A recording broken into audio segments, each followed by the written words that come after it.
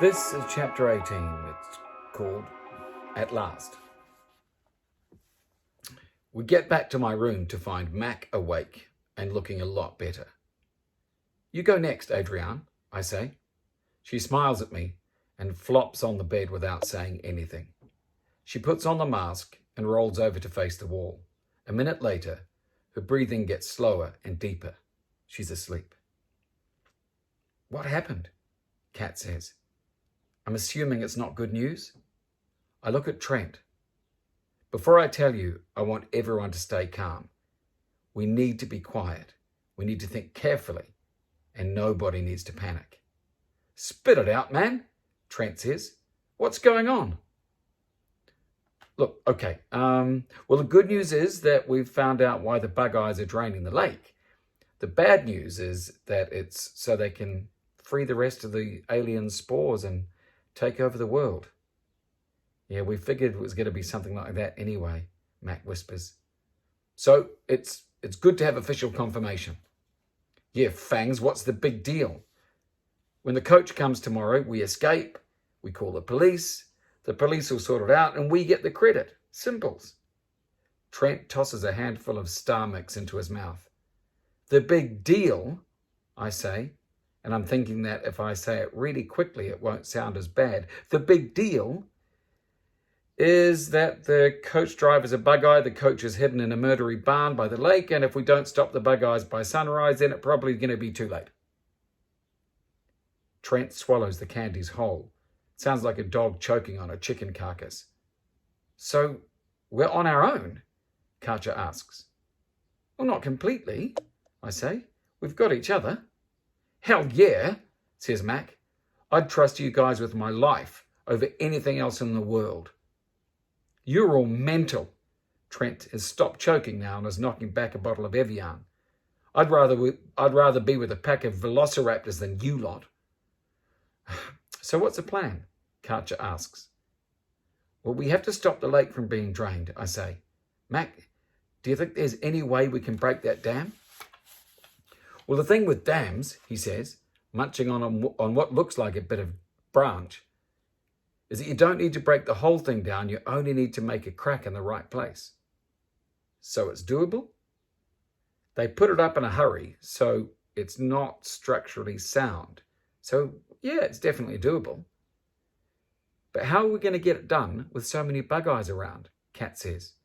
There's too many of them. I've got a couple of ideas, I say, but nothing substantial enough that I can feel sure it's going to work. I rub my hands through my hair so hard I think I may have given myself a bald patch. I am so tired. It's like nothing I've ever felt before. I miss my mum. I miss Chet's. I feel like the fate of the human race depends on me, and my brain and body are just shutting down. We have some time, Lance, Kat says. When Adrienne wakes up, you can sleep. After that, things will seem better. We'll think of something. I want to believe her, I really do, but it all seems too much. I came on this trip to protect Chats, and I failed. I tried to stop everybody from turning into aliens. I failed. I fail at everything, at school, at home, and in life. All I want to do is sleep, drift off to a happy place and forget about it.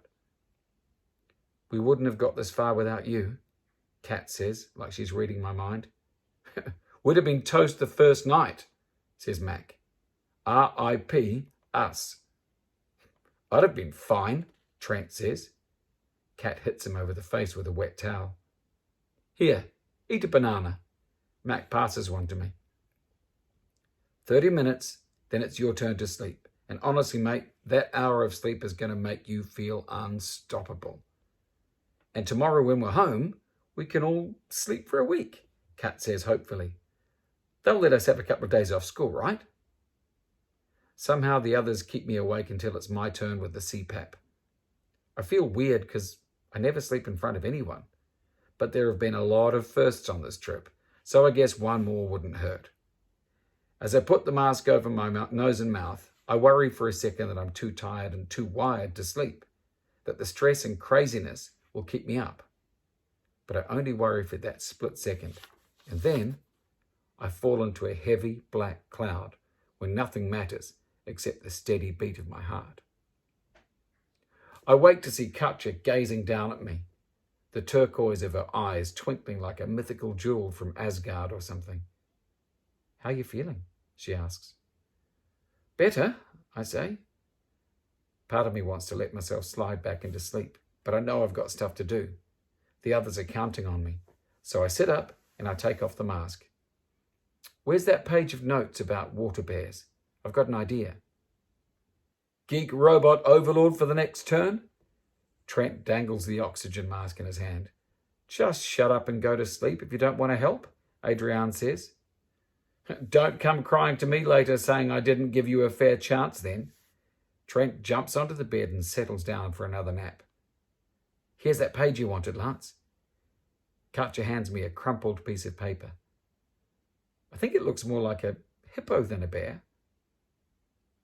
"What do you know about these tardigrades, Mac?" I say. "Well, they're tiny. They survive in conditions that nothing else can deal with. They can even come back from the dead. They can stand boiling hot and freezing cold, total dehydration, and being in space. They eat all sorts of stuff, including bacteria, which is why they can be useful." "So is it possible that they could eat alien bacteria?" I ask. "I guess it's possible," Max says. "You could be onto something." "But where can we get some?" Katja asks. "We don't exactly have access to shops here." "They often live in green or watery places. Another name for them is moss piglets. Remember just before Dale passed out, he said something about water bears and he had green slime on him," I say. "I reckon that there are tardigrades on the crater somewhere. That's what he was trying to find when he bugged out." "The moss!" Kat widens her eyes to infinity pool proportions. "There's moss around the edge of the crater. Chet slipped on some on the way in." "Maybe the moss has been helping to keep the spores from escaping the crater," Aid says. We look at each other and I'm sure they're all thinking what I'm thinking, that this could be the key to stopping the aliens. It's an epic moment full of possibility and hope. Then Trent farts in his sleep. "All right," I say, "I've got a plan. It's all based on guesswork and assumptions, but it is a plan." "I'm in," says Katja. "Me too," says Adrian. "Of course I'm totally in," Matt grins. "And I hope it involves getting out of this room because if Trent farts again, I might be sick." Right, I jump up and I'm feeling full of energy again. Nothing makes you feel worse than running away and hiding from things. When you make the decision to face them and fight them, even though it's scary, it's like the dark clouds blow away and everything becomes clear. Empty your backpacks, except for water and a snack. We're going to forage for some moss. "What about Trent?" Kat says. "Should we wake him?" "Nah, he made his choice. Leave him here to sleep."